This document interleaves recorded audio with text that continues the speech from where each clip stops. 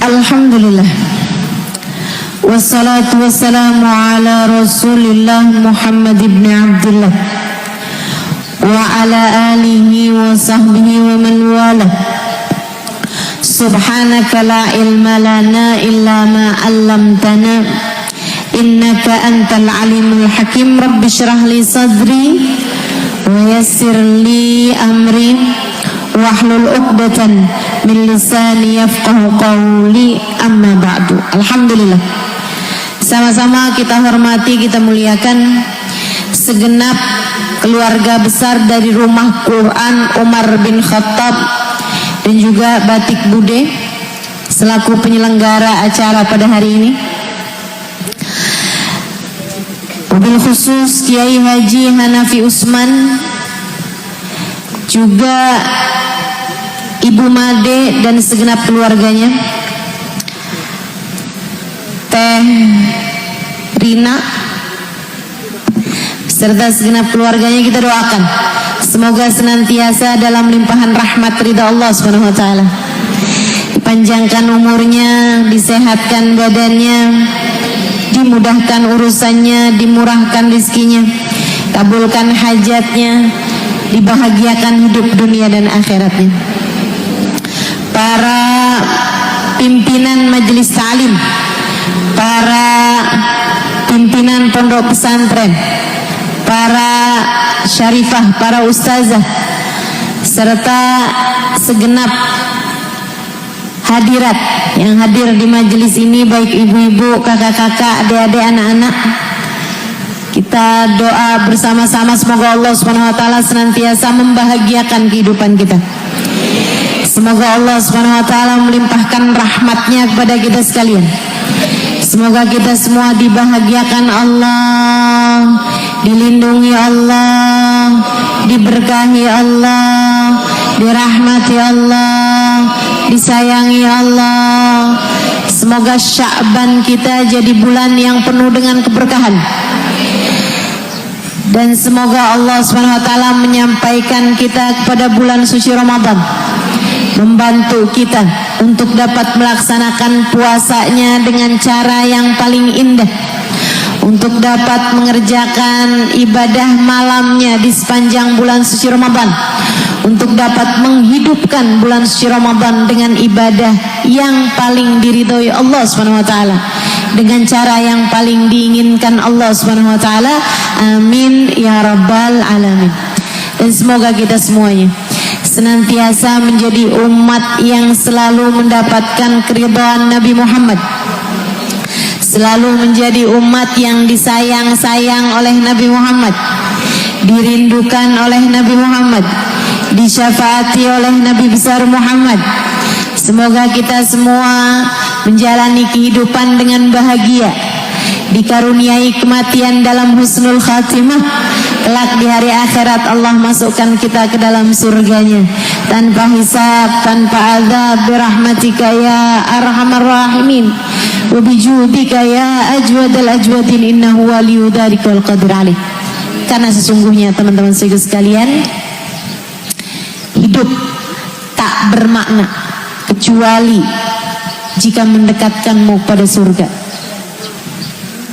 Duniamu gak ada artinya kalau tidak menjadikanmu hari demi harinya mendekatkanmu kepada ridha Allah Subhanahu wa taala, mendekatkanmu kepada kebahagiaan kelak di hari akhirat nanti.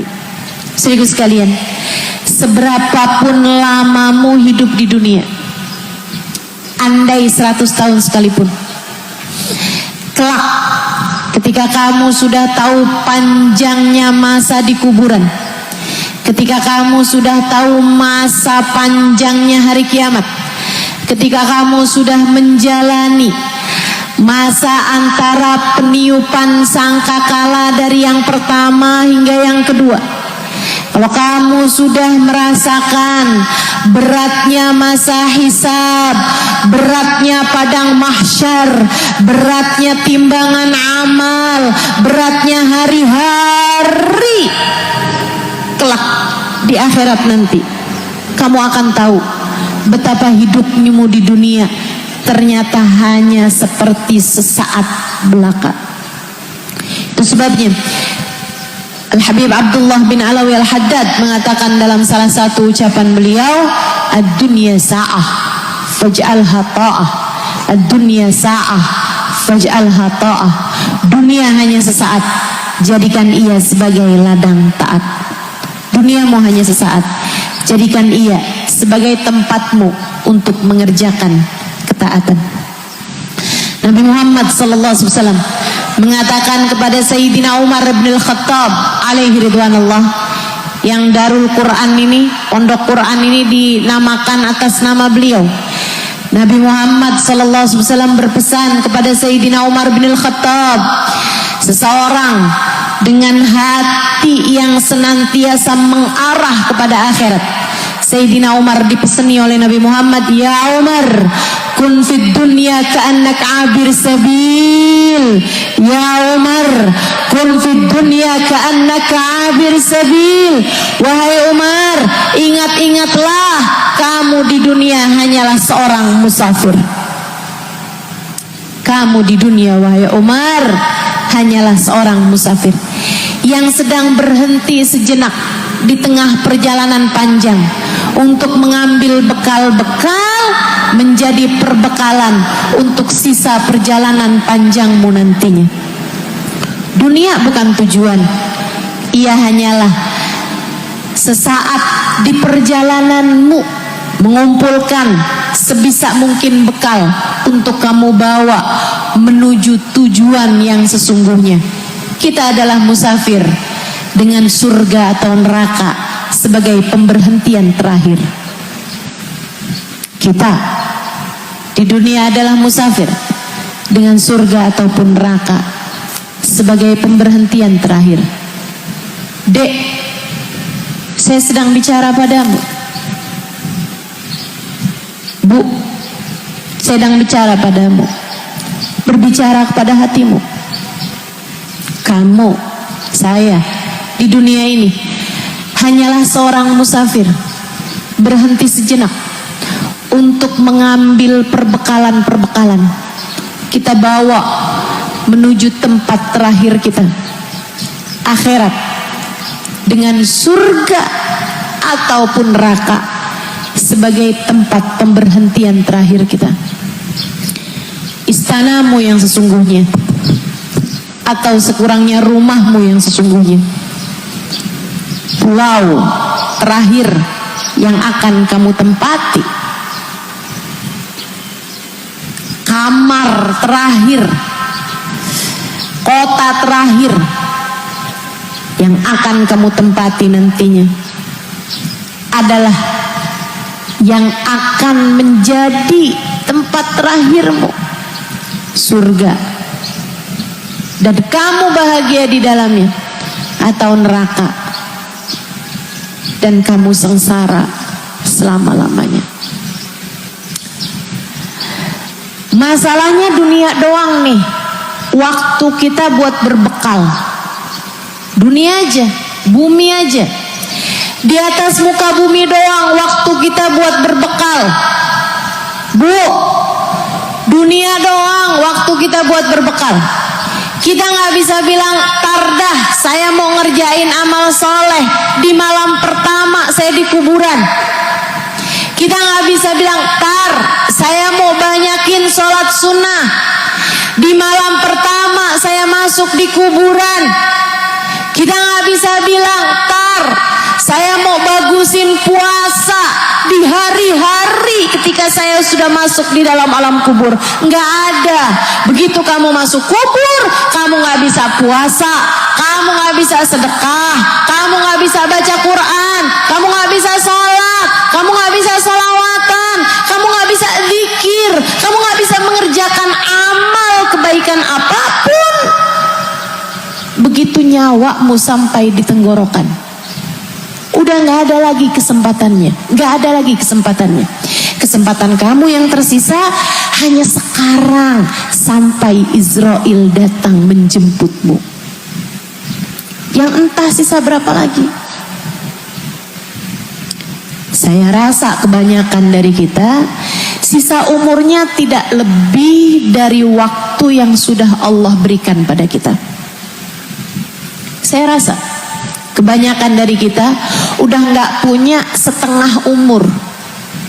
Saya rasa kebanyakan dari kita sudah melewati setengah dari umur kita. Ini kan kebanyakan dari kita nih umur-umurnya 40, betul? 50. Emang kamu ngarep umur kamu di atas 100 tahun? Enggak. Saya rasa enggak. A'mar ummati ma baina 60 wa 70.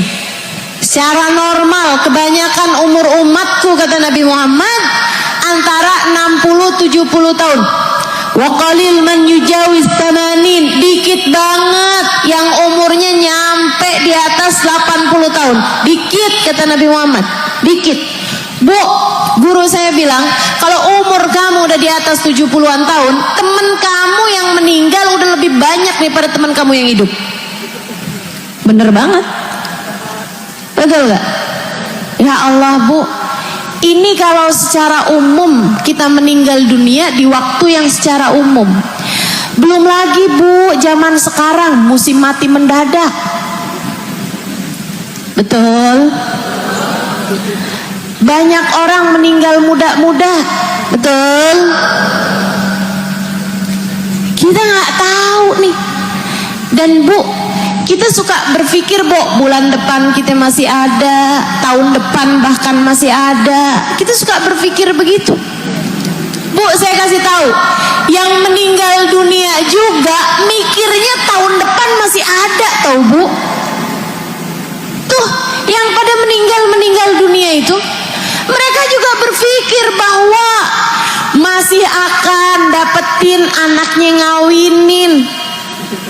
Masih bakalan dapet, nanti anaknya punya anak, dia bakalan dapet cucu. Masih berpikir semacam itu, sampai ternyata ajal lebih dulu mendatangi mereka.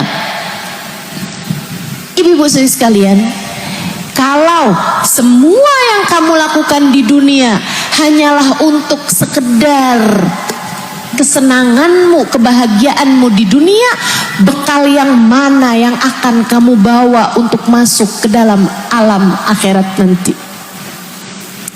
Kalau semua yang kamu lakukan di dunia hanya untuk sekedar mengejar dunia, yang mana bekal yang akan kamu bawa menuju akhirat?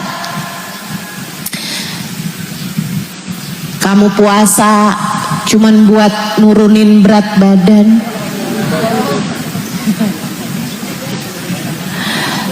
Kamu baca Quran yang dibaca bolak-balik surat Ar-Rahman biar suami tambah sayang. Bu, kamu sholat duha tiap pagi gak pernah tinggalin, bagus banget, tapi niatnya biar rezeki lancar. Kalau semua ibadahmu di dunia hanyalah untuk sekedar mengejar dunia, bekal yang mana yang akan kamu bawa ketika kamu masuk ke dalam alam kuburmu nanti? Bekal mana yang kamu pikir akan kamu bawa menuju alam kuburmu nanti? Giliran disuruh doa, doanya lagi-lagi minta dunia. Ada tuh, rata-rata bahkan. Betul, betul. Silahkan angkat tangan minta hajatnya. Ya Allah, utang biar cepetan kebayar. Ya Allah, rezeki. Ya Allah, suami biar nggak poligami. Wah, dunia lagi yang kamu minta. Dunia tuh yang gimana sih, Ustazah? Dunia itu yang nggak kamu bawa ketika masuk dalam alam kubur tuh dunia. Apakah ketika kamu masuk dalam alam kubur kamu membawa kesehatanmu? Bu, kalau udah jadi mayat, ngaruh nggak sih sisa gigimu sisa berapa? Kalau udah jadi mayat nih, ngaruh nggak sih kesehatan kulitmu semulus apa? Enggak. Ibu-ibu sekalian, maka jangan sampai urusanmu di dunia, ibadah kamu, apalagi kerja kamu, apalagi urusan dunia kamu hanya berhenti dengan dunia. Kita mau bawa ibadah kita buat akhirat, karena kalau bukan kita yang berbekal untuk akhirat kita, siapa lagi? Saya ulangi, tidak akan ada yang menggantikanmu berbekal untuk akhiratmu, Bu. Sebagaimana nggak akan ada yang menggantikanmu untuk diazab atas dosa-dosamu, Bu. Saudaraku sekalian yang saya muliakan, a'udzubillahi minasyaitonirrajim. La taziru waziratan wizra ukhra.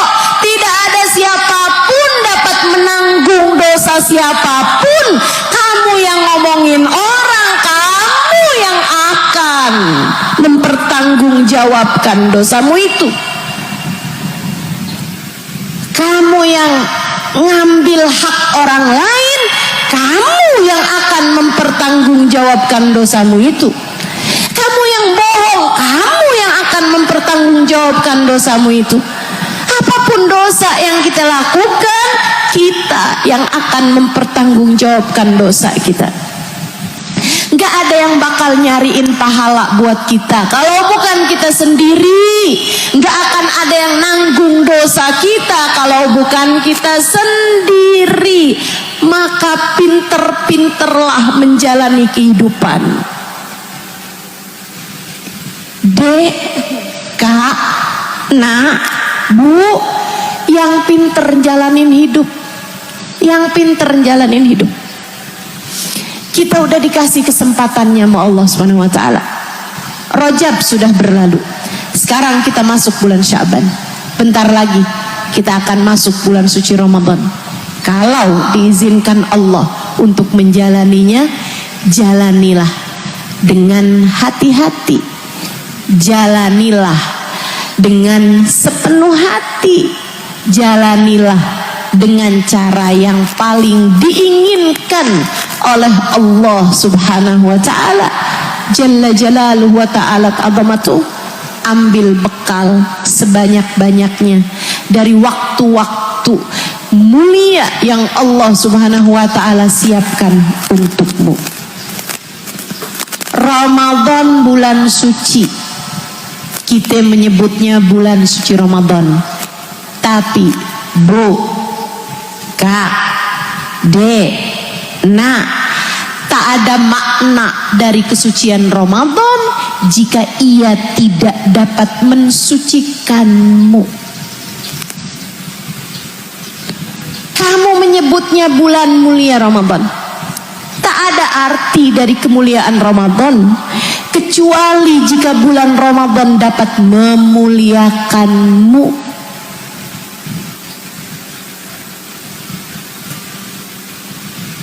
Tak ada makna dari kemuliaan kesucian Ramadan kecuali jika ia dapat menaikkan derajat kita di sisi Allah Subhanahu wa taala. Maka yuk belajar kita buat bisa menaikkan nilai kita di sisi Allah Subhanahu wa taala di bulan suci Ramadan ini, insya Allah. Amin ya rabbal alamin. Saya sampaikan padamu, ingat-ingat ini. Selagi masih ada langit dan bumi, Ramadan masih akan selalu datang. Selagi masih ada langit dan bumi, Ramadan akan selalu datang lagi dan lagi. Tapi kedatangan Ramadan tidak peduli apakah kamu ada di atas muka bumi atau telah terkubur di dalamnya. Sekali lagi, selagi masih ada langit dan bumi, Ramadan masih akan selalu datang lagi dan lagi. dalam 12 bulan. Ramadan adalah bulan ke-9. Selagi masih ada langit dan bumi, Ramadan masih akan datang lagi. Tapi kedatangan Ramadan tidak peduli apakah kamu masih ada di atas muka bumi atau telah terkubur di dalam perut bumi. Maka siapa tahu ini adalah Ramadanmu yang terakhir. Siapa tahu ini adalah Ramadanmu yang terakhir. Bahkan kita pun gak pasti apakah Ramadan ini kita masih ada di atas muka bumi. Tapi kan udah deket. Kalau sampai umur kita ke bulan Ramadan ini, bisa jadi ini adalah Ramadan kita yang terakhir. Bisa jadi. Maka persembahkan Ramadan terindahmu.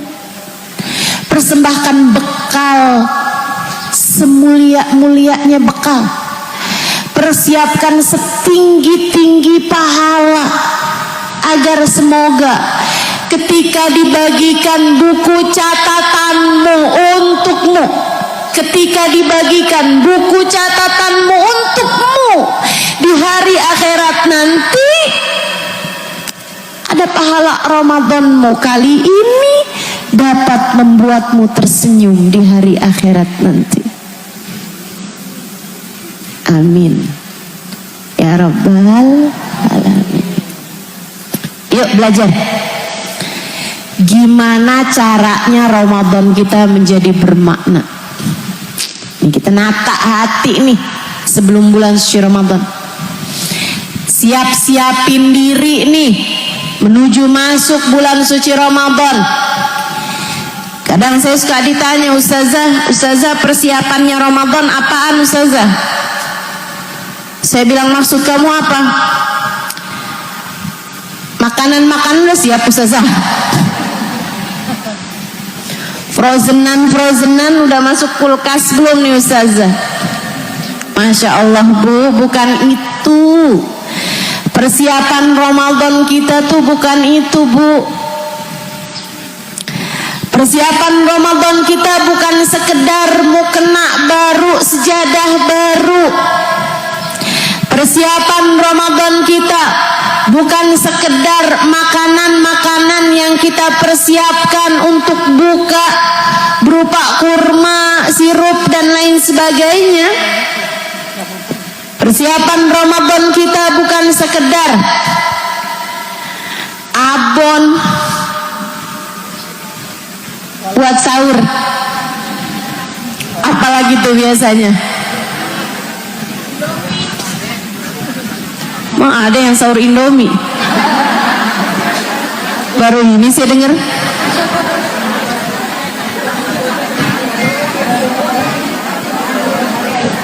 Kalau telat bangun. Kamu anak kos. Ibu kos. Masya Allah. Bukan cuma sekedar itu Bu persiapan Ramadan, tapi ada yang lebih dalam dari itu. Tapi bukan sesuatu yang zahir semacam itu. Sedikit sekalian saya muliakan, para ulama mengatakan arba' mahrumun min rahmat Ramadan. Arba'ah mahrumun min rahmat Ramadan. Ada 4 kelompok orang yang diturunkan hujan rahmat, hujan ampunan, hujan tiket pembebasan dari api neraka di bulan Ramadan. 4 kelompok orang ini tidak berhak mendapatinya. Ada 4 kelompok orang terhalang dari rahmat di bulan suci Ramadan. Kamu jangan sampai menjadi salah satunya. Pastikan kamu bukan salah satunya. Habib Muhammad bin Abdullah Al-Haddar alaih ridwanullah dalam kitabnya Nafahat Ar-Ramadaniyah, beliau mengatakan arba'ah mahrumun min rahmat Ramadan. Kata beliau 4 kelompok orang ini terhalang minal maghfirah fi Ramadan wa ghairih, terhalang dari rahmat yang akan dibagi-bagikan pada bulan Ramadan atau pada selain bulan suci Ramadan, termasuk nisfu Sya'ban yang akan segera kita jelang tanggal 2 malam 3 Februari atau tepatnya 14 malam 15 dari bulan Sya'ban, pertengahan nisfu Sya'ban. Itu ibu sekalian, Nabi Muhammad mengatakan, Inna Allah la yattali' fi lailatin nisf min Sya'ban fayaghfir likulli man amana billah wa lam yusyriku billahi syai'a illa al-mudmin wal musyahin. Sungguhnya Allah Subhanahu wa ta'ala akan sungguh benar-benar memandang hamba-hambanya yang beriman kepada Allah Subhanahu wa ta'ala pada malam nisf min Sya'ban, pada malam nisfu Sya'ban. Fayaghfir, kemudian Allah memberikan ampunan, kecuali untuk orang yang menyekutukan Allah dengan sesuatu, wal musyahin, dan orang yang hatinya memiliki dendam. Ada 4 kelompok orang ini, Bu, yang akan saya bahas satu demi satu.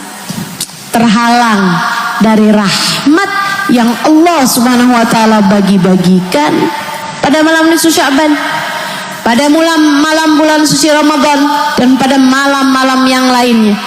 Ketika lagi turun hujan rahmat, dia terhalang. Bahkan termasuk di saat kita sekarang ini nih, saat berkumpul orang untuk majelis ilmu, Allah Subhanahu wa ta'ala menurunkan rahmatnya, Allah menurunkan ketenangan, Allah memberikan ampunan. Ghasyiyatuhumur rahmah, nazalat alaihimus sakinah, kata baginda kita Nabi besar Muhammad sallallahu alaihi wasallam. Apabila orang-orang berkumpul untuk menuntut ilmu, maka mereka semuanya dilingkupi dengan rahmatnya Allah. Turun kepada mereka ketenangan, Bu, turun ketenangan. Makanya saya nggak heran kalau orang di majelis ilmu ada yang ngantuk. Orang tuh, Bu, kalau hatinya nggak tenang nggak ngantuk, Bu. Nazalat alaihimus sakinah, turun ketenangan, turun rahmat di majelis-majelis ilmu. Tapi 4 kelompok orang ini, walaupun apapun turun, nggak akan berhak untuk dituruni salah satu dari kebaikan-kebaikan yang Allah tebarkan di bumi. Rahmatnya Allah terhalang, ampunan Allah terhalang, karunia Allah terhalang, hidayah Allah terhalang, bahkan naudzubillah min dzalik, husnul khatimah pun terhalang. Ngeri. Jangan sampai kamu menjadi salah satunya. Jangan sampai kamu menjadi salah satunya. Siapa mereka? Yang pertama, al-aqli walidain, anak yang durhaka sama orang tuanya. Yang masih pada punya orang tua. Yang masih pada punya orang tua. Bulan Sya'ban, bulannya kamu sungguh-sungguh meminta keridhaan kepada orang tuamu. Yang serius minta ridhonya. Ustazah, bukan hari raya. Bukan, kalau hari raya udah telat, Ramadannya udah lewat. Mumpung belum bulan suci Ramadan, nih hari-hari ini nih, mumpung belum masuk nisfu Sya'ban, belum masuk bulan suci Ramadan, ayo yang pada punya orang tua minta ridho sama orang tuanya. Ustazah, minta ridho tuh kayak gimana? Ya minta ridho, minta maaf, minta ampun sama orang tua. Ibu-ibu saudara sekalian saya muliakan, Ustazah, orang tua saya nggak soleh, tapi kan orang tuamu. Ustazah, orang tua saya nggak sholat, tapi kan orang tuamu. Bu, Kak, Dek, Nak, kita nggak pernah bisa milih lahir dari orang tua yang mana, tapi kita bisa milih memperlakukan orang tua kita dengan cara apa. Tentu tidak semua orang beruntung memiliki orang tua yang soleh-solehah. Sebagian bahkan Allah Subhanahu wa ta'ala jadikan orang tuanya sebagai ujian. Saudaraku sekalian yang saya muliakan, tapi begitulah hidup. Hidup memang gak pernah ideal buat siapapun, Bu. Hidup memang tidak ada yang ideal. Tidak ada yang menjalani kehidupan dengan cara yang, tidak ada yang jatahnya dari hidup dunia ini semuanya sempurna, maksimal, ideal. Gak ada. Gak ada. Ada yang diuji dari orang tuanya, ada yang diuji dari suaminya, ada yang diuji sama anaknya, ada yang diuji dari keluarganya, ada yang diuji dari dirinya, ada yang diuji dengan kemiskinan, ada yang diuji dengan urusan kesehatan. Semua orang mendapatkan ujiannya masing-masing. Percayalah saya.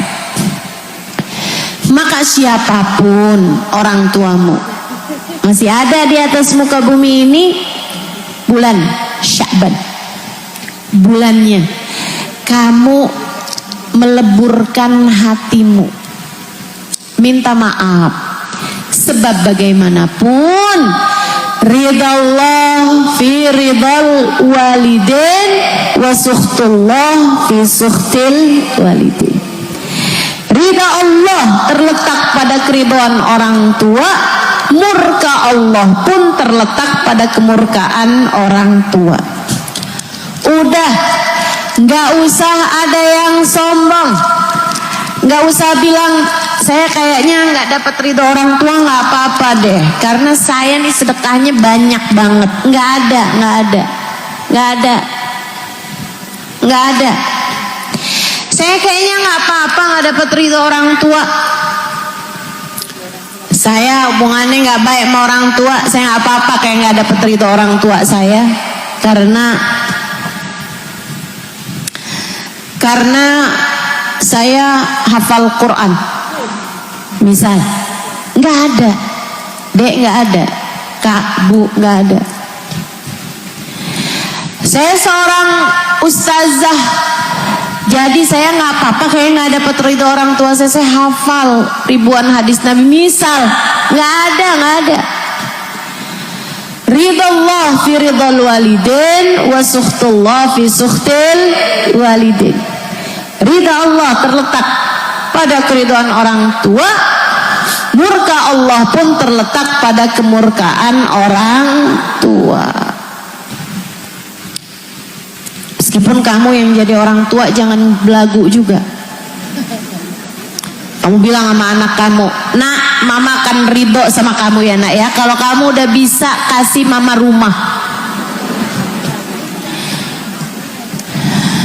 Ini kamu ibu apa preman? Kalau kamu udah bisa berangkatin ibu haji, baru ibu akan ridho sama kamu loh.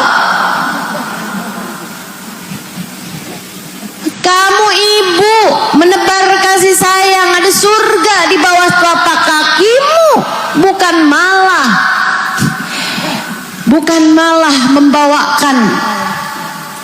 membawakan murka Allah pada dirimu. Itu enggak gitu caranya, enggak gitu.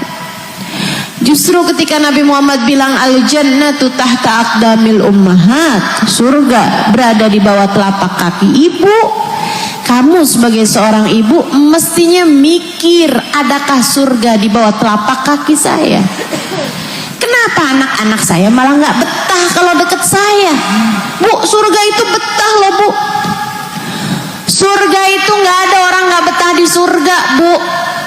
Jadi kalau kamu ngerasa kenapa anak saya kagak ada yang betah kalau deket sama saya, bisa jadi selama ini bukan surga yang ada di bawah telapak kakimu, melainkan na'udzubillah. Ayo minta ridho sama orang tuanya sebelum masuk bulan suci Ramadan. Minta ridho sama orang tuanya. Jangankan kita dengan ibadah yang ala kadarnya ini. Udah deh Bu, saya udah tahu siapa kamu. Gak usah sok-sokan, Ustaz sembarangan aja. Ustazah bilangin ibadah saya ala kadarnya, Ustazah gak tahu berapa banyak rokaat tiap malam saya. Emang berapa? Berapa emang? Udah deh Bu, saya tahu. Kayak kamu nih saya tahu dah. Kita emang gak jauh-jauh beda, 11-12 kita mah. Saya tahu. Ibadah kita ala kadarnya. Ibu-ibu sekalian, ini jangankan kayak kita Bu. Ada sahabat Nabi sholat berjamaah sama Nabi, pergi perang barengan sama Nabi. Ibu-ibu sekalian, namanya Alqamah. Ibu pernah dengar itu kan? Pernah dengar Bu? Ya udah kalau gitu saya nggak jadi cerita. Udah pernah dengar? Saya belum ustazah. Saya lupa ustazah. Kalau gitu yang ingat silakan cerita sama yang lupa. Bu, ada sahabat Nabi namanya Alqamah. Sahabat yang beneran seperti yang tadi saya sampaikan, sholat barengan Nabi, kebayang kayak apa jadi santrinya Nabi. Sahabat Nabi itu Bu artinya santrinya Nabi. Khairul Qurun kata Nabi Muhammad, sebaik-baik generasi, semulia-mulia orang, semulia-mulia manusia adalah para sahabat-sahabatnya Nabi kita Muhammad sallallahu alaihi wasallam. Pergi perang Bu barengan sama Nabi. Ibu kebayang modelan kayak kita nih, kagak ada yang kuat kalau disuruh diajakin perang. Betul gak Bu? Ngelihat darah udah teriak-teriak. Ya Allah, ya Allah. Ini disuruh hadir pengajiannya yang ngeliatin jam loh, jam berapa ya kelarnya ya? Kenapa emang lapar? Saya ini dari tadi nih kayak mau pingsan nih. Kenapa belum sarapan? Saudaraku sekalian saya muliakan, ini para sahabat baginda kita Nabi besar Muhammad dengan ibadah mereka yang seperti gunung Uhud pahalanya. Segitunya ada seorang sahabat Nabi Muhammad lagi sakaratul maut Bu, ruhnya gak keluar-keluar. Akhirnya tanyakan kepada baginda kita Nabi Muhammad, ya Rasulullah, Alqamah lagi sakaratul maut tapi ruhnya gak keluar-keluar Rasul. Ada orang tua gak? Ada ibunya ya Rasulullah, mintain ridho sama ibunya. Nabi Bu, Nabi Rasulullah memandang dengan wahyu, faham urusan. Nabi enggak doain, Nabi enggak langsung syafaatin. Sahabat saya syafaatin, enggak gitu Nabi. Nabi melihat dengan cahaya Allah sehingga Nabi ngerti urusannya. Bukan urusan antara dia dengan Nabi Muhammad, bahkan bukan urusan antara dia dengan Allah, tapi urusannya antara dia dengan orang tuanya. Nabi Muhammad nanya langsung, masih ada orang tua, ibunya Rasul, minta ridho lagi sana sama ibunya. Teman-temannya Bu, temannya Alqamah, dia udah terbujur kaku Bu, sakaratul maut tapi ruhnya gak keluar-keluar, kesakitan setengah mati. Didatengin kepada ibunya, Bu, Alqamah lagi sakit, lagi nazak, lagi sakaratul maut. Tapi ruhnya keluar-keluar Bu. Kita udah nanya sama Nabi Muhammad, minta doa sama Nabi. Kata Nabi suruh minta ridho sama ibunya. Bu, ridhoin Alqamah ya Bu. Ogah. Bu, Alqamah kan anak ibu emang. Ridhoin Alqamah Bu, kagak. Ya Bu, kesian kan Alqamah. Nggak mau saya udah sakit hati sama dia. Ibu-ibu sekalian, Nabi kemudian diadukan, Rasul kita udah datang ke rumah ibunya, tapi ibunya tidak berkenan memberi keridhaan padanya ya Rasulullah. Gitu. Ya udah dah. Nabi pergiin Bu rumahnya Alqamah. Kemudian Nabi Muhammad di rumah Alqamah, nih Nabi nih Bu, mikirin ini Bu, kalau terjadinya sama bukan sahabat Nabi atau bukan orang mulia, bukan orang yang dikehendaki Allah dengan surga, bisa jadi dia mati aja Bu tanpa keridhaan orang tuanya. Tapi karena Alqamah orang mulia, karena dia seorang sahabat Nabi Muhammad, karena dia orang yang dikehendaki Allah bahwa akhirnya akan surga, makanya Allah SWT ngasih pelajaran kepada kita sekalian umat Islam. Nih, kalau orang dikehendaki baik sama Allah, jangan sampai dia mati nggak bawa keridhaan orang tuanya. Yang lain-lain ada banyak bu, mati-mati aja. Tuh ada orang durhaka sama orang tua tapi dia mati-mati aja. Ih, banyak yang begitu, mati-mati aja. Karena Allah hendak menyiksanya ntar di akhirat. Naudzubillah min dzalik. Tapi karena Alqamah orang soleh, karena Alqamah orang baik, sahabat Nabi Muhammad, makanya Allah Subhanahu wa taala nggak mau dia meninggal dunia untuk kemudian berakhir dengan neraka. Allah maunya dia berakhir dengan surga, makanya Allah siksanya di saat sakaratul maut aja. Gimana caranya nih? Biar sampai mendapatkan keridhaan ibunya. Dan Nabi Muhammad bu mikirin caranya. Nabi bisa aja minta ibunya Alqamah untuk datang kepada Alqamah. Tapi Nabi Muhammad tahu nih ibunya kalau disuruh pergi buat nemuin Alqamah beratan nih. Nabinya yang pergi ke rumah Alqamah. Baik banget Nabi Muhammad. Di rumah Alqamah Nabi Muhammad bilang, panggilin ibunya Alqamah untuk nemuin saya, kata Nabi. Jadi karena dipanggilnya sama Nabi Muhammad, siapa sih bu yang nggak datang kalau dipanggilnya sama Nabi? Orang mau durhaka kayak gimana dipanggil Nabi mah datang bu. Orang mau keras hati kayak gimana yang manggil Nabi masa nggak datang? Datang. Ibu mau dipanggil Nabi datang nggak? Datang lah. Mau lagi ngapain juga ibu ya? Ibu lagi masak nih dipanggil sama Nabi. Kira-kira ibu matiin nggak kompornya? Matiin.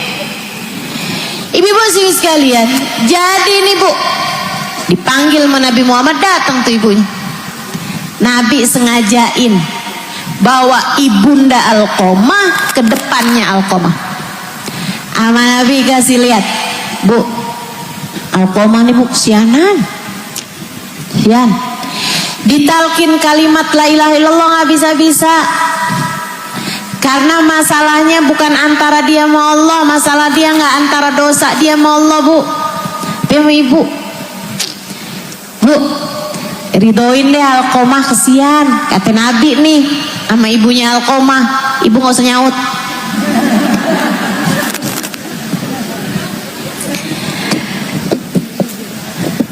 Ridoin bu ya, kata Nabi. Ibunya Alqamah bilang begini, saya terlanjur sakit hati Rasul. Sama Nabi bu digali, emang Nabi luar biasa. Orang tuh ibu-ibu sih sekalian, kalau ada yang kayak sakit hati, kesel, depresi atau suatu hal lah dalam kehidupan dia gitu, itu memang bu sebaiknya punya teman bercerita. Kita nih dalam hidup disuruh loh bu buat nyari temen. Sebab kadang-kadang beban kehidupan tuh kalau ditanggung sendirian terasa berat. Ada pepatah, ada ungkapan mengatakan kalau kamu pengen jalan cepet, jalan sendirian aja. Tapi kalau kamu ingin melakukan perjalanan panjang biar lebih ringan, berjalanlah bersama-sama. Perlu punya temen. Ini pondok pesantren Tahfizul Quran. Kalau sendirian ngerjainnya nggak bisa, harus ada temennya. Harus ada temen buat ini, temen buat itu, baru bisa jalan.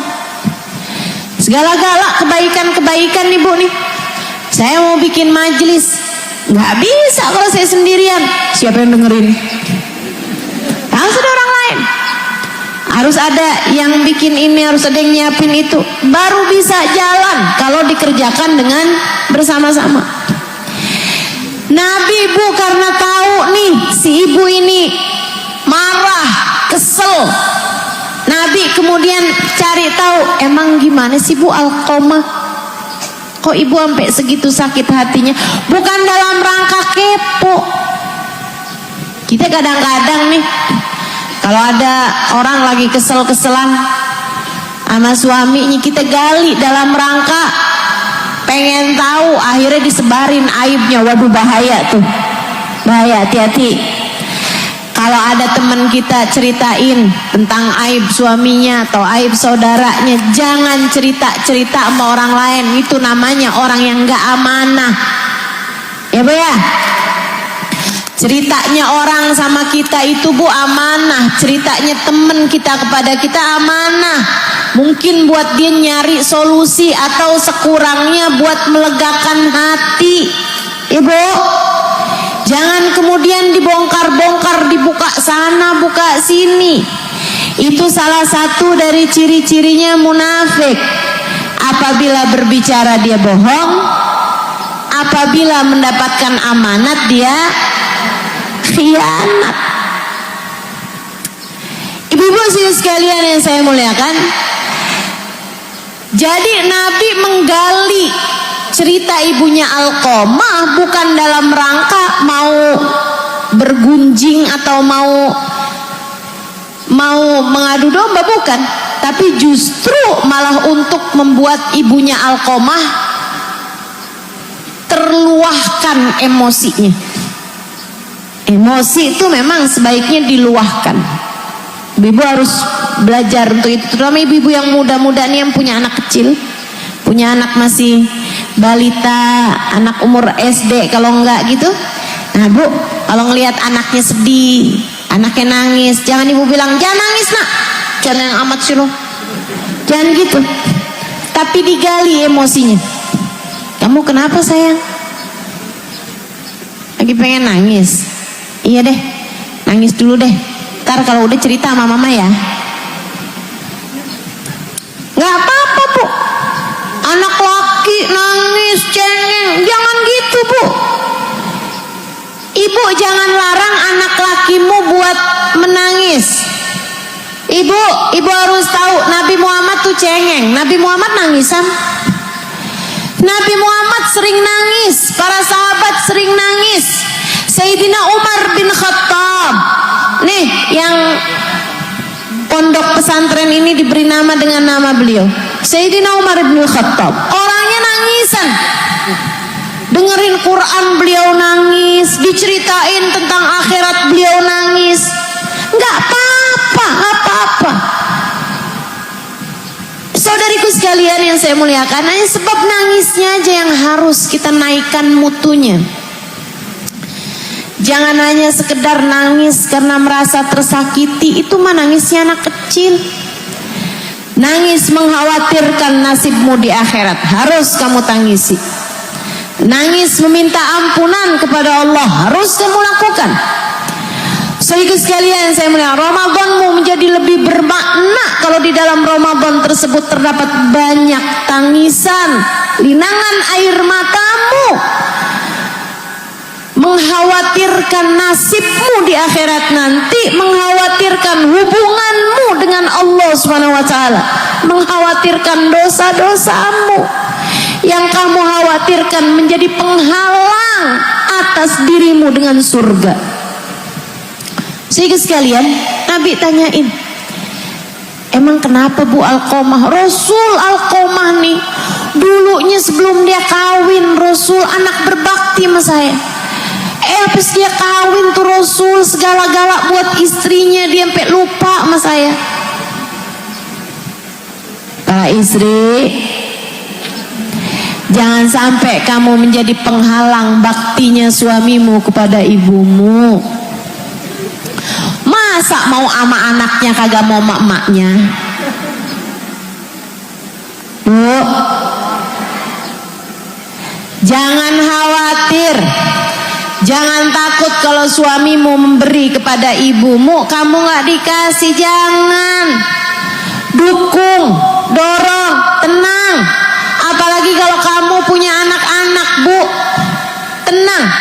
Siapa yang mendorong suami untuk berbakti kepada ibunya, kamu akan lihat nanti anak kamu, yang laki maupun perempuan, akan mudah untuk berbakti kepadamu. Dan siapa istri yang suka menghalangi suami untuk berbakti kepada ibunya, jangan salahkan siapa-siapa. Kalau kamu punya anak nanti, akan ada menantu yang menghalangkan anakmu untuk berbakti kepada dirimu. Kama tadin tudan, sebagaimana kamu berbuat kamu akan dibalas. Birru aba'akum tabirrukum abna'ukum. Berbaktilah kalian kepada orang tua kalian, kalian akan mendapati anak-anak kalian berbakti kepada kalian. Begitu kata Nabi kita Muhammad sallallahu alaihi wa ala alihi wa sahbihi wasallam. Ibu, kata Nabi, tapi nih Alqomah kesianan sekarang, udah sakaratul maut. Maafin aja deh Bu, maafin. Ibu gak kesian tuh lihat anak ibu tuh kan. Dari tadi ditalkin kalimat la ilaha illallah gak bisa, kesian tuh kesakitan. Udah maafin aja Bu. Saya sakit hati, Rasul Rasul bertahun-tahun saya sampai sakit, saya tungguin dia kagak ada jenguk sama saya Rasulullah. Ibu didengerin tuh perempuan sama Nabi Muhammad sallallahu alaihi wasallam. Udah berkali-kali Nabi Muhammad bilang, maafin aja Bu ya, maafin Ibu. Iya saya tahu Nabi Muhammad, kata Nabi Muhammad nih, saya tahu anak kamu durhaka. Tapi kan sekarang udah kayak begini nih kondisinya, udah maafin aja ya Bu ya, kesian kan gitu. Tapi saya sakit hati Rasul, terus gini Ibu. Nah kata Nabi Muhammad nih, udah nih, ya udah deh Bu kalau gitu Bu. Gimana Rasul? Kumpulin kayu bakar depan rumah, kita bakar aja dah. Ibunya udah mulai panik. Beneran tuh Bu, sahabat kumpulin kayu bakar. Udah Rasul, kayu bakarnya udah terkumpul. Zaman itu Bu nggak susah ngumpulin kayu bakar. Emang semua orang masaknya pakai kayu bakar. Sekarang kan rada repot Ibu ya. Udah tuh kumpul kayu bakar. Habis itu sama Nabi Muhammad bilang nyalain kayu bakarnya. Lagi gede-gedenya tuh apinya. Gunung, bukit, kayu bakar dinyalain. Besar banget apinya. Depan rumahnya Alqomah. Nabi kemudian keluar. Sama si ibu ini juga nih keluar. Kata Nabi, bawa Alqomah kemari. Rasul beneran Rasul. Ibunya mulai bingung. Kata Nabi Muhammad, abisnya gak mati-mati Bu, dibakar kan mati juga.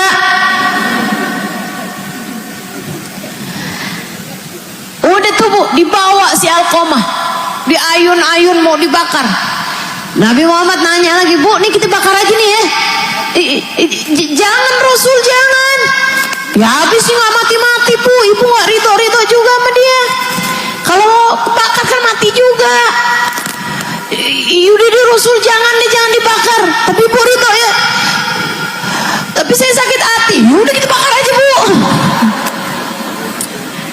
Iya deh Rasul. Ibu maafin ya. Iya deh Rasul. Bu subhanallah, begitu ibunya bilang saya maafin dia Rasul. Iya saya maafin Rasul. Begitu ibunya ngomong begitu Bu, Alqomah nggak pakai ditalkin, langsung berucap kalimat la ilaha illallah. Kemudian nafasnya yang terakhir terhembus dan dia pun meninggal dunia. Alhamdulillah, Nabi, alhamdulillah. Ibu-ibu sekalian saya muliakan, segitunya Alqomah punya sholat berjamaah barengan sama Nabi bukan sekali dua kali. Ikut pergi perang barengan sama Nabi Muhammad. Punya ibadah sholat sunnah. Nggak kayak kita Bu, ala kadarnya. Ibadah-ibadah besar sudah dia lakukan, nggak manfaat kalau nggak dapat ridho orang tuanya. Kita belajaran insyaallah dari ceritanya Alqomah. Yuk para yang dengerin kajian saya, siapapun aja, minta ridho sama orang tuanya. Yang masih pada punya orang tua, minta ridho sama orang tuanya, minta maaf, minta ampun sama orang tuanya. Dan yang punya luka terhadap orang tuanya, saya sarankan padamu untuk memaafkan orang tuamu. Maafin, urusannya hati. Kamu gak harus nyampein sama orang tua kamu, saya maafin kesalahanmu pak, saya maafin kesalahanmu, bu, gak usah. Itu urusannya antaramu sama Allah Subhanahu wa ta'ala. Maafin biar lega hatimu, biar lega. Seperti yang tadi saya sampaikan, gak semua anak beruntung punya orang tua soleh-soleha. Ada yang bahkan orang tuanya jadi ujian. KDRT dari orang tua, ibu yang suka ngomongin anaknya dengan kata-kata kasar, ibu yang suka marah-marah bandingin anak. Makanya jangan nih bu ya, jangan bu, jangan suka bandingin anakmu sama saudaranya, apalagi sama anak tetangganya. Jangan, kesian. Ustazah, saya sering banget dikata-katain ustazah. Sama siapa? Sama ibu saya sendiri. Ya Allah, sian. Kamu sebagai orang tua mestinya jadi sarana Allah memberikan kasih sayang kepada anak-anakmu. Kamu seharusnya jadi kepanjangan Allah memberikan rahmat dan kasih sayang kepada anak-anakmu. Kamu yang seharusnya paling deras kasih sayangnya kepada anakmu. Kamu ibunya, dari rahimmu ia bermula. Rahimmu adalah anakmu dititipkan kepadamu. 9 bulan ia di sana bu, bernafas dengan hembusan yang sama denganmu.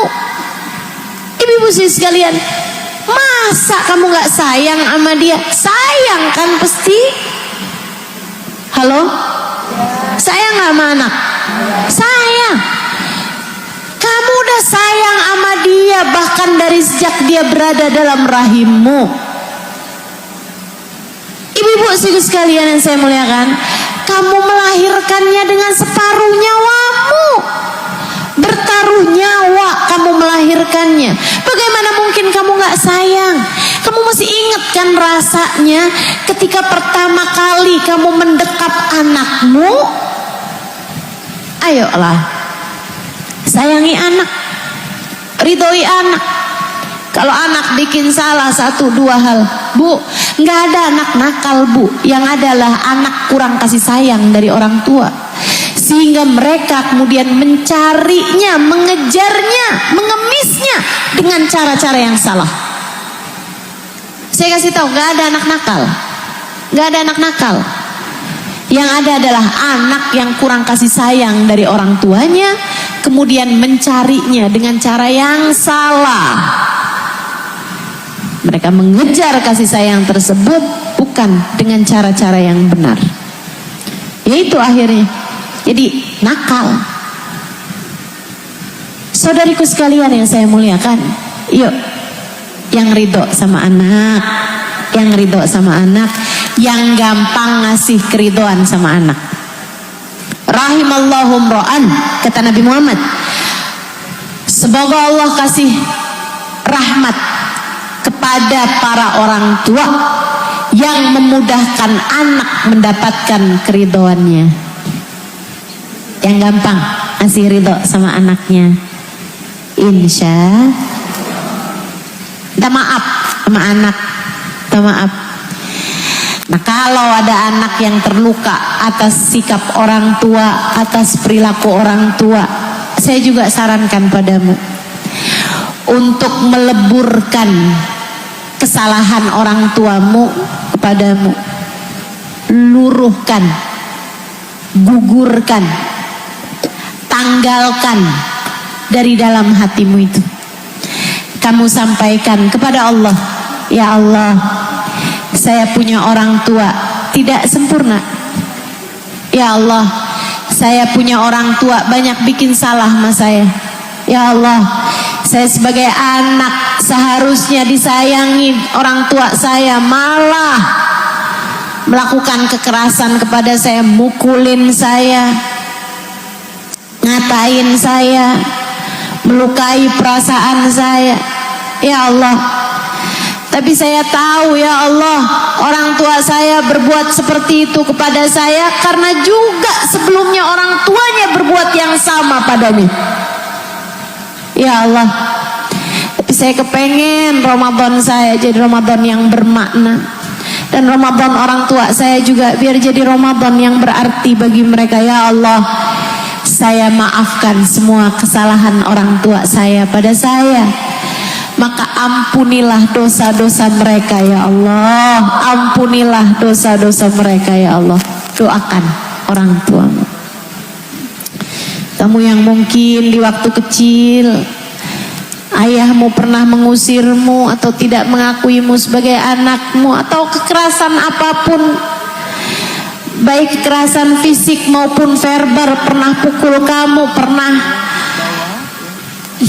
pernah nampar kamu, atau apapun aja, maafin kesalahan orang tua. Dan sebagai orang tua, kamu maafin kesalahan anak-anakmu, agar datang Ramadan kamu tidak termasuk dari kelompok orang yang terhalang dari rahmat Allah di bulan suci tersebut. Insya Allah. Yang kedua, qati'ur rahim, kata beliau, orang yang memutuskan hubungan dengan kerabat. Bu, yang dimaksud rahim di sini bukan semua orang, tapi yang ada hubungan rahim. Siapa itu orang yang pernah satu rahim denganmu?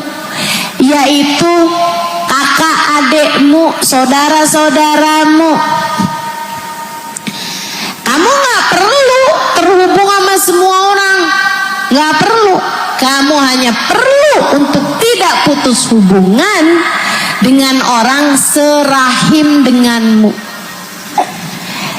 Jangan salah pemahaman ya. Kadang-kadang nih ustazah, bulan Ramadan ustazah, saya diundang reunian buka bersama dengan teman sesama SMA. Gimana ya ustazah, kalau saya hadir, saya takutnya ketemu sama mantan pacar zaman SMA ustazah, saya nggak mau ketemuan sama dia. Soalnya masalahnya rumah tangga saya lagi berantakan nih ustazah. Saya kalau ketemu sama mantan takutnya nyesel kawin sama yang sekarang. Takut terjadi CLBK, cinta lama. Cinta lama belum kelar. Tapi ustazah, kalau saya nggak datang, saya takutnya mutusin hubungan silaturahmi. Lah bu, bukan rahmimu itu, bukan kerabatmu itu. Justru yang dimaksudkan dengan silaturahmi itu adalah sama kakak, sama adik. Itu kamu nggak boleh putus hubungan. Kamu nggak boleh putus hubungan sama kakakmu, sama adikmu, dan juga sama anak-anaknya kakak adikmu yang kamu nggak batal wudhu sama dia. Siapa aja tuh? Saudara kita, ponakan kita, sama paman bibi kita yang kita nggak batal wudhu kita sama dia. Itu namanya rahim. Al-akrabul akrab, tentu saja sama saudara itu diutamakan. Sama saudara kita diutamakan. Jangan sampai kita bikin hajatan yang lain-lain diundang, saudara kita sendiri kagak diundang. Itu nggak boleh. Itu namanya memutuskan hubungan silaturahmi. Yang itu yang harus kita jaga. Istilahnya orang Betawi, jangan kematian obor. Bu ya? Kalau di sini apa namanya tuh? Sama juga. Ibu-ibu sekalian yang saya muliakan, jagain kekerabatanmu. Lagi pula ya bu ya, kalau bukan saudara kita yang nyayangin, siapa lagi? Kesian kesian. Kita boleh deket sama orang lain, sahabatan, teman ini itu boleh tentu saja. Tapi sama saudara kita tuh jangan nggak sayang sama saudara. Jangan sampai urusan warisan, rebutan, akhirnya bikin kita nggak baik sama saudara kita. Saya sih Bu, ibarat kata nih, saudara saya ada yang mau ngerebutin warisan, saya kasihin Bu. Kalau saya, kenapa gitu? Harta bisa dicari, saudara nyarinya di mana? Harta masih bisa kita cari, tapi saudara kita Bu, di mana lagi? Saudara kita ya dia itulah. Maka ibu-ibu sekalian, jangan jahat sama saudara, yang baik sama saudara, jangan putus hubungan sama saudara. Nih, mumpung belum masuk bulan suci Ramadan, kalau ada yang bermasalah sama saudara, Bu, baian. Enggak ada yang begitu penting untuk kamu jadikan alasan sebagai putusnya hubungan antaramu dengan saudaramu, antaramu sama kakak ademu. Jangan leburkan hati, bagusin hati, tata hatimu. Udah maafin aja kesalahannya saudara kita tuh, maafin aja. Ustazah, saya mau udah maafin Ustazah, dianya Ustazah yang nggak mau. Ya udah minta maaf. Saya udah datang Ustazah, udah minta maaf sama dia, nggak dimaafin juga, bawa martabak.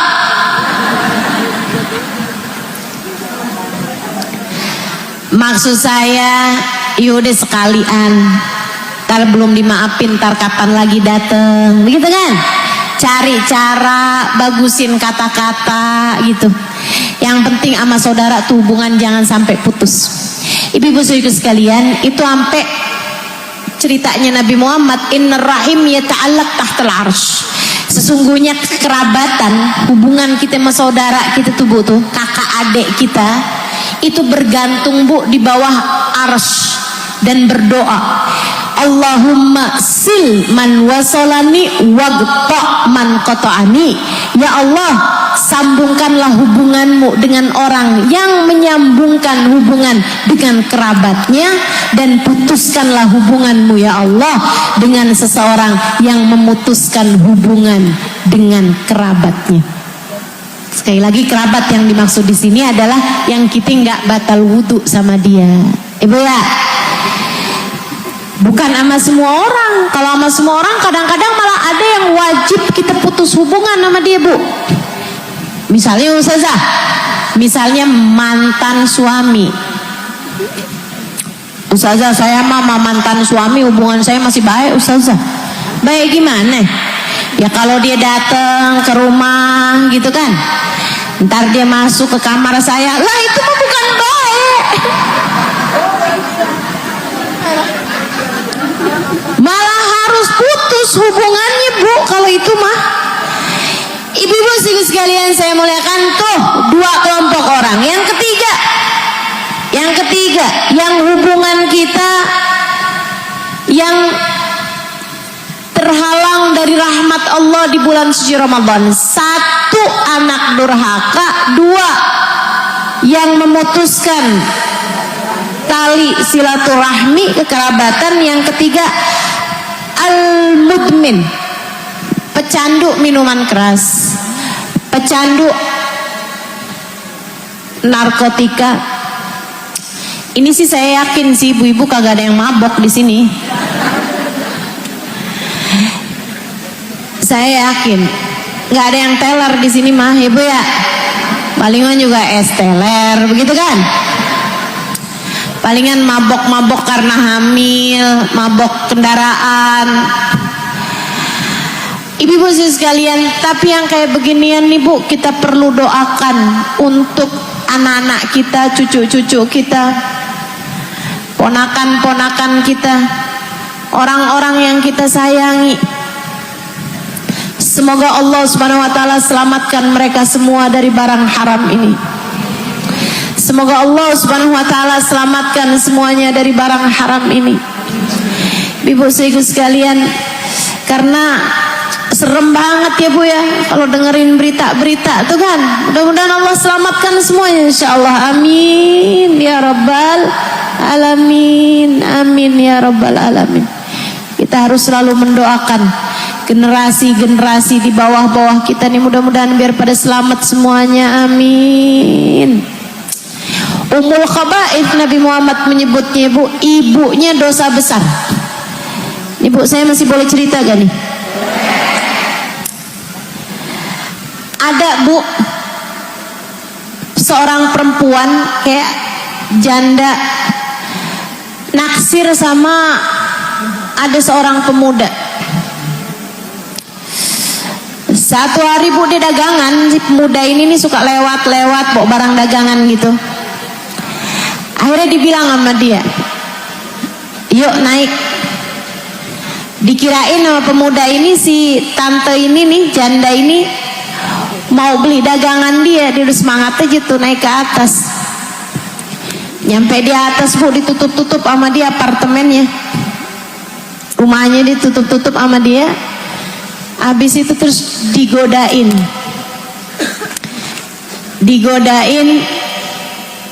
biar zina sama dia gitu. Si anak laki-laki ini nggak mau. Si perempuan ini kemudian nawarin sama dia,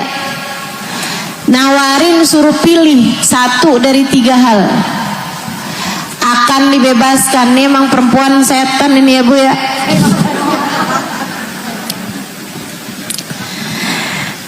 Ngapain coba anak muda bebas digangguin sama dia, godain. Kalau bukan setan apaan bu namanya bu?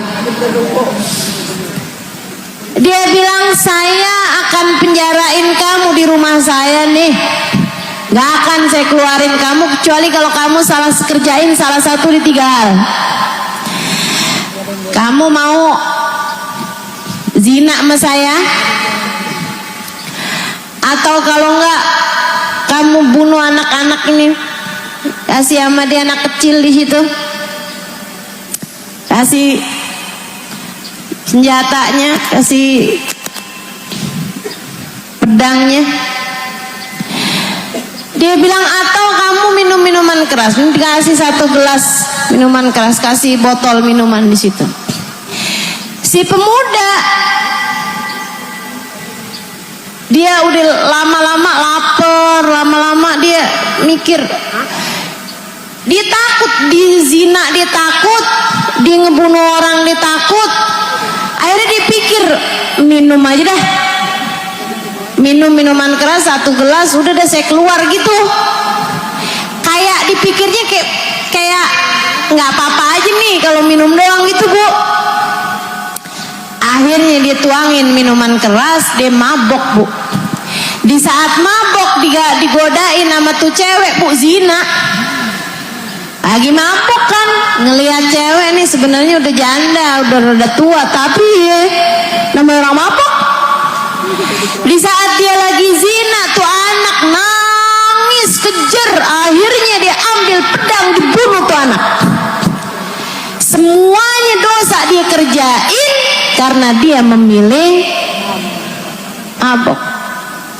Makanya bu, Nabi sebutnya ummul khaba'ith, induknya dosa besar. Orang kalau udah mabok segala dosa dikerjain. Naudzubillah, nyuri dia mau, apa dia mau, kerjain semua tuh dosa. Makanya kita mau minta benar-benar sama Allah, ya Allah selamatkan anak-anak kami, keturunan kami, orang-orang yang kami sayang ya Allah, jauhkan dari barang haram ya Allah. Amin ya rabbal alamin. Itu yang ketiga. Yang terakhir ibu-ibu sekalian, al-musyahin alladzi bainahu wa baina akhihil mu'min syahna.